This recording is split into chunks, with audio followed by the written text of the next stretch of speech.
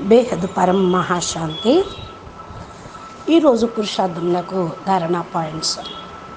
బాప్ అంటున్నారు, పిల్లలు తమ సంకల్పాల యొక్క మహత్యాన్ని తెలుసుకొని సంకల్పాల రచనను చెయ్యండి.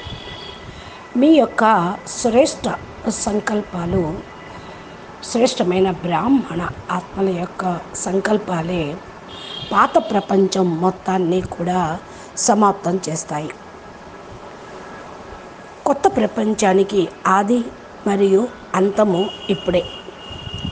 మీ యొక్క సంకల్పాల ద్వారానే ముక్తి, జీవన్ముక్తి ధామం యొక్క గేట్లు ఓపెన్ అవుతాయి. అనగా ఆత్మలందరూ కూడా ఇంటికి తిరిగి వెళ్ళే గేటు ఓపెన్ చేసేది శ్రేష్ఠ బ్రాహ్మణ యొక్క ఆత్మల యొక్క సంకల్పాలే. నెంబర్ వారీగా వారి యొక్క పార్ట్ని ప్లే చేస్తూ ఉన్నారు. తమ సంకల్పాల ఆధారంతో ఈ పంచతత్వాల ప్రపంచంలో జడము మరియు చైతన్యం యొక్క కార్యక్రమం నడుస్తూ ఉంది.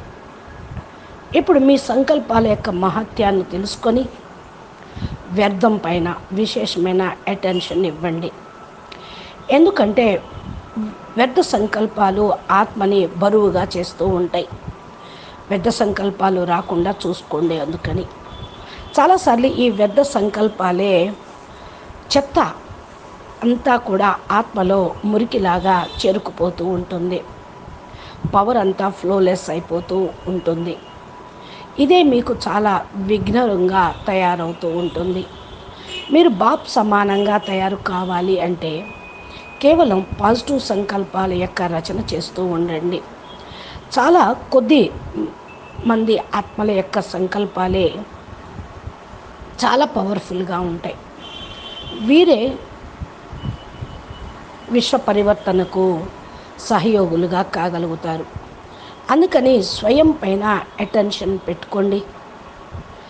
అందుకని మాటికి స్వయం తమ సీట్లో సెట్ అయిపోండి.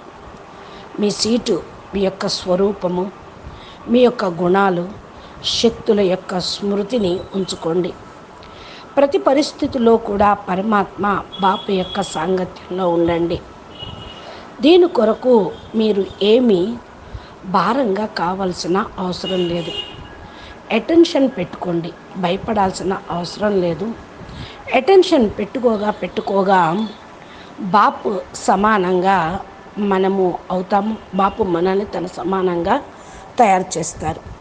మన యొక్క సంకల్పాల ద్వారానే సతో ప్రధాన ప్రపంచం యొక్క స్థాపన అవుతూ ఉంది.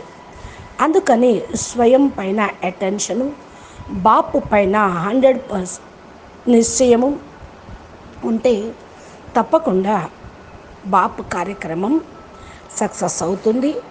అది మనస్ కార్యక్రమమే అని ఆలోచించండి. అచ్చా, పరం శాంతి. నమస్తే, ధన్యవాదాలు. బేహద్కే బేహద్ పరం పరం పరం. మహాశాంతి హై, మహాశాంతి హై, మహాశాంతి హై. నమస్తే. బేహద్ పరం మహాశాంతి.